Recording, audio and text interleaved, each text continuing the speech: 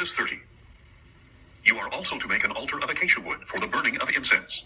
It is to be square, a cubit long, a cubit wide, and 2 cubits high. Its horns must be of one piece. Overlay with pure gold the top and all the sides and horns, and make a molding of gold around it.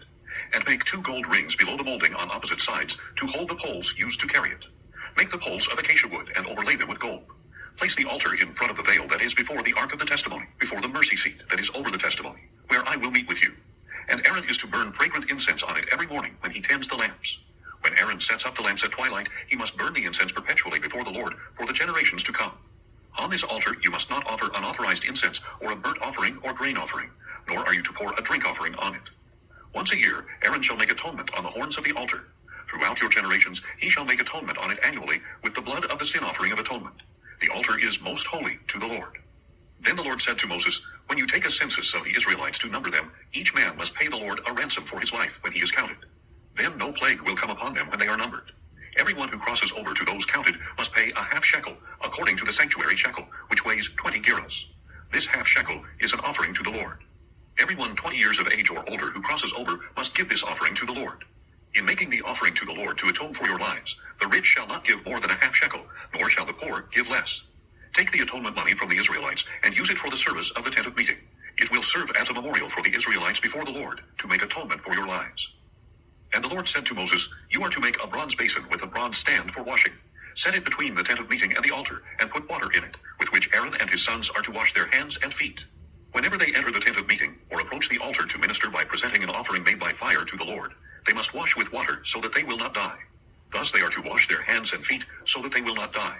This shall be a permanent statute for Aaron and his descendants for the generations to come. Then the Lord said to Moses, take the finest spices, 500 shekels of liquid myrrh, half that amount, 250 shekels of fragrant cinnamon, 250 shekels of fragrant cane, 500 shekels of kasha, all according to the sanctuary shekel, and a hin of olive oil. Prepare from these a sacred anointing oil, a fragrant blend, the work of a perfumer. It will be a sacred anointing oil. Use this oil to anoint the tent of meeting, the ark of the testimony, the table and all its utensils, the lampstand and its utensils, the altar of incense, the altar of burnt offering and all its utensils, and the basin with its stand. You are to consecrate them so that they will be most holy. Whatever touches them shall be holy. Anoint Aaron and his sons and consecrate them to serve me as priests. And you are to tell the Israelites, this will be my sacred anointing oil for the generations to come. It must not be used to anoint an ordinary man, and you must not make anything like it with the same formula. It is holy, and it must be holy to you. Anyone who mixes perfume like it or puts it on an outsider shall be cut off from his people. The Lord also said to Moses, take fragrant spices, gum resin, onycha, galbanum, and pure frankincense in equal measures, and make a fragrant blend of incense, the work of a perfumer, seasoned with salt, pure and holy. Grind some of it into fine powder, and place it in front of the testimony in the tent of meeting, where I will meet with you.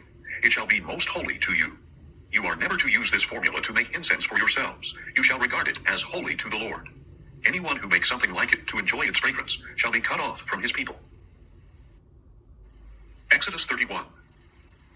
Then the Lord said to Moses, see, I have called by name Bezalel, son of Uri, the son of Hur, of the tribe of Judah. And I have filled him with the Spirit of God, with skill, ability, and knowledge in all kinds of craftsmanship, to design artistic works in gold, silver, and bronze, to cut gemstones for settings, and to carve wood, so that he may be a master of every craft. Moreover, I have selected Oholiab, son of Ahisamach, of the tribe of Dan, as his assistant. I have also given skill to all the craftsmen, that they may fashion all that I have commanded you. The tent of meeting, the ark of the testimony, and the mercy seat upon it, and all the other furnishings of the tent, the table with its utensils, the pure gold lampstand with all its utensils, the altar of incense, the altar of burnt offering with all its utensils, and the basin with its stand, as well as the woven garments, both the holy garments for Aaron the priest and the garments for his sons to serve as priests, in addition to the anointing oil and fragrant incense for the holy place. They are to make them according to all that I have commanded you. And the Lord said to Moses, tell the Israelites, surely you must keep my Sabbaths, for this will be a sign between me and you for the generations to come, so that you may know that I am the Lord who sanctifies you. Keep the Sabbath, for it is holy to you. Anyone who profanes it must surely be put to death. Whoever does any work on that day must be cut off from among his people. For 6 days work may be done, but the 7th day is a Sabbath of complete rest, holy to the Lord. Whoever does any work on the Sabbath day must surely be put to death. The Israelites must keep the Sabbath, celebrating it as a permanent covenant for the generations to come. It is a sign between me and the Israelites forever. For in 6 days the Lord made the heavens and the earth, But on the seventh day he rested and was refreshed. When the Lord had finished speaking with Moses on Mount Sinai, He gave him the 2 tablets of the testimony, tablets of stone, inscribed by the finger of God. Exodus 32. Now when the people saw that Moses was delayed in coming down from the mountain, they gathered around Aaron and said, Come, make us gods who will go before us. As for this Moses who brought us up out of the land of Egypt, we do not know what has happened to him. So Aaron told them, Take off the gold earrings that are on your wives and sons and daughters, and bring them to me. Then all the people took off their gold earrings and brought them to Aaron. He took the gold from their hands, and with an engraving tool he fashioned it into a molten calf. And they said, These, O Israel, are your gods, who brought you up out of the land of Egypt. When Aaron saw this, he built an altar before the calf, and proclaimed, Tomorrow shall be a feast to the Lord. So the next day they arose, offered burnt offerings, and presented peace offerings. And the people sat down to eat and drink, and got up to indulge in revelry.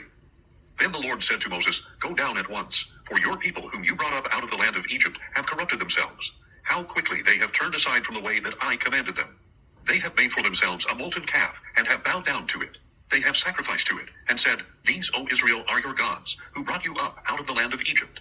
The Lord also said to Moses, I have seen this people, and they are indeed a stiff-necked people. Now leave me alone, so that my anger may burn against them and consume them. Then I will make you into a great nation. But Moses sought the favor of the Lord his God, saying, O Lord, why does your anger burn against your people, whom you brought out of the land of Egypt with great power and a mighty hand? Why should the Egyptians declare, He brought them out with evil intent, to kill them in the mountains and wipe them from the face of the earth? Turn from your fierce anger and relent from doing harm to your people.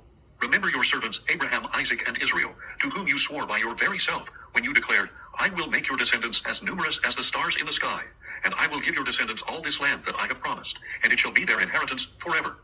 So the Lord relented from the calamity he had threatened to bring on his people. Then Moses turned and went down the mountain with the 2 tablets of the testimony in his hands. They were inscribed on both sides, front and back. The tablets were the work of God, and the writing was the writing of God, engraved on the tablets. When Joshua heard the sound of the people shouting, he said to Moses, The sound of war is in the camp. But Moses replied, It is neither the cry of victory nor the cry of defeat. I hear the sound of singing.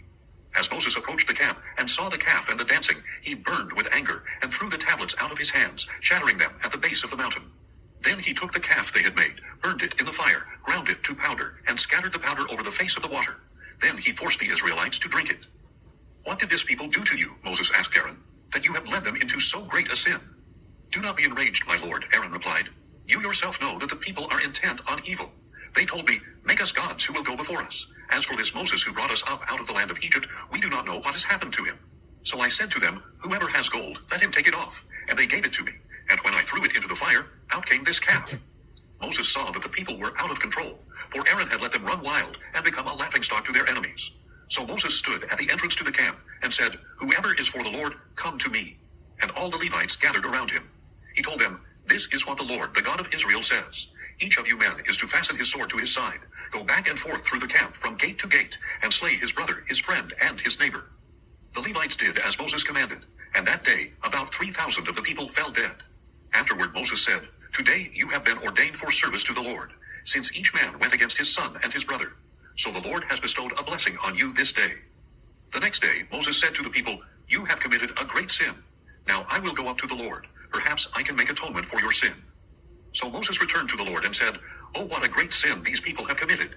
They have made gods of gold for themselves. Yet now, if you would only forgive their sin, but if not, please blot me out of the book that you have written. The Lord replied to Moses, Whoever has sinned against me, I will blot out of my book. Now go, lead the people to the place I described. Behold, my angel shall go before you. But on the day I settle accounts, I will punish them for their sin. And the Lord sent a plague on the people, because of what they had done with the calf,